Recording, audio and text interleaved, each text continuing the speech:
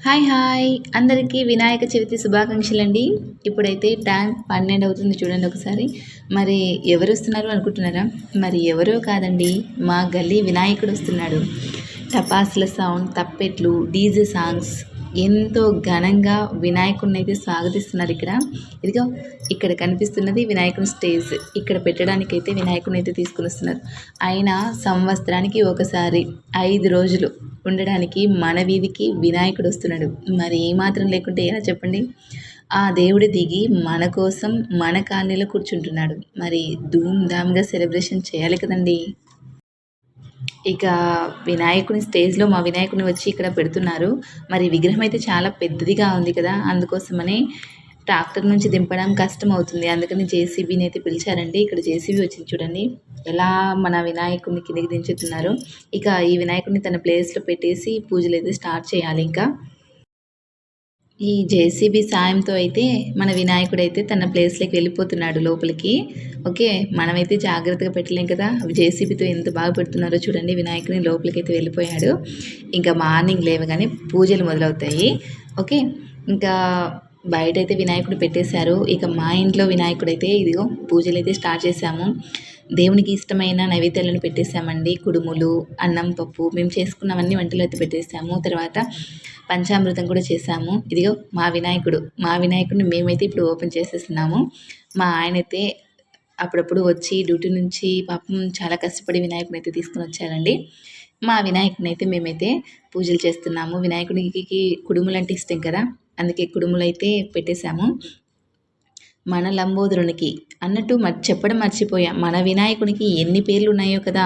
వినాయకుడు అంటారు, విఘ్నేశ్వరుడు, గౌరీపుత్ర, గణేశుడు, ఏకదంతుడు, గజాననుడు, వరసిద్ధి వినాయకుడు ఇలా ఇంకా ఎన్నో పేర్లతో పిలుస్తారు. ఇక వినాయక చవితి వినాయకుని జననం గురించి తెలుసుకోవాలి అని మా ఆయన మా పిల్లలకి అర్థమయ్యేలాగా వినాయకుని కథ అయితే చెప్పడం జరుగుతుందండి. ఇక చూడండి పిల్లలు కూడా చాలా శ్రద్ధగా కూర్చొని కథనైతే వింటున్నారు. మరి ఇలా వీళ్ళు శ్రద్ధగా వినడానికి ఏ కథ చెప్తున్నాడు అనుకుంటున్నారా? అదేనండి, శివుడు కోపంతో తన త్రిశూలంతో ఆ గణేశుని తలను ఖండించాడు అని చెప్పగానే వాళ్ళకు చాలా ఇంట్రెస్ట్ వచ్చేసింది. కథ అయితే పూర్తిగా విన్నారు.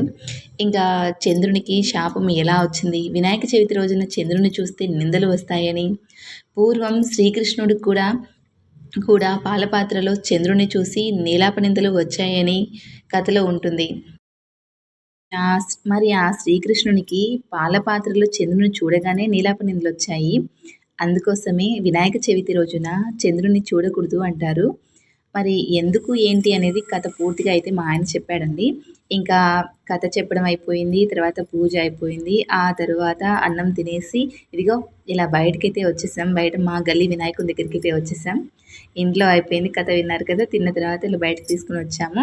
ఇక్కడైతే పిల్లలు డాన్స్ చేస్తున్నారు. ఇక ఆ పిల్లలు డాన్స్ చేస్తుంటే మా పిల్లలు ఊరికే ఉంటారా చూడండి. ఎలా ఎగురుతుందో మా పింకీ పాప అయితే. దానికి ఇష్టమైన సాంగ్స్ అని పెట్టించుకుంటూ అంకుల్ వాళ్ళతో డాన్స్ చేస్తూనే ఉంది. ఎర్ర ఎర్ర రుమాలు కట్టి డాన్స్ అయితే ఏస్తుందండి ఇప్పుడు. అయినా ఇలా వినాయకుడి ముందు డాన్స్ వేస్తే చాలా హ్యాపీగా అనిపిస్తుందండి. మా పింకీ ఏమో డాన్స్ చేస్తుంది. మరి మా చిన్ను ఎందుకో డల్‌గా కూర్చున్నాడు. డాన్స్ వేయపోరా అంటే వేయకుండా. పిల్లలంతా ఎగురుతుంటే దానికైతే ఆనందంగా ఉంది. వీడే సైలెంట్‌గా కూర్చున్నాడు. అది ఓ 2, 3 పాటలకైతే డాన్స్ వేసింది. ఇంకా అలసిపోయింది.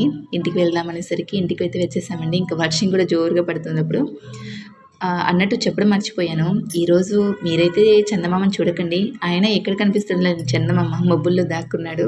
వర్షం పడుతుందిగా చందమామ లేడండి. ఓకే. ఒకవేళ ఎక్కడైనా చందమామ కనిపిస్తే మాత్రం చందమామను చూడొద్దండి.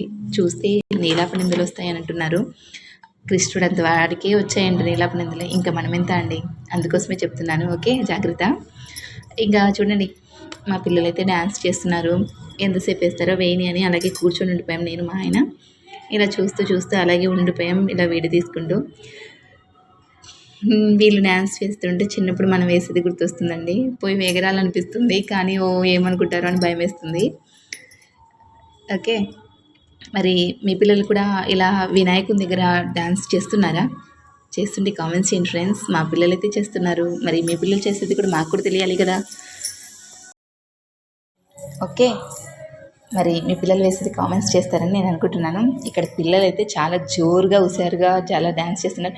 మళ్ళీ మా వాడు వచ్చాడండి, మా చిన్నుగాడు చూడ మనకి ఏమనిపించిందో మళ్ళీ వాడు కూడా వచ్చి ఎగురుతున్నాడు. అయినా ఒకరు ఎగురుతుంటే ఇంకోరు ఎలా ఉంటారండి, అందుకే వాడు కూడా వచ్చేసాడు చూడండి. వాడు కూడా డ్యాన్స్ చేస్తున్నాడు. ఓకే, ఫైనల్లీ అందరూ బాగుండాలని మనస్ఫూర్తిగా కోరుకుంటున్నానండి. అందరూ బాగుండాలి, అందులో మేము ఉండాలి.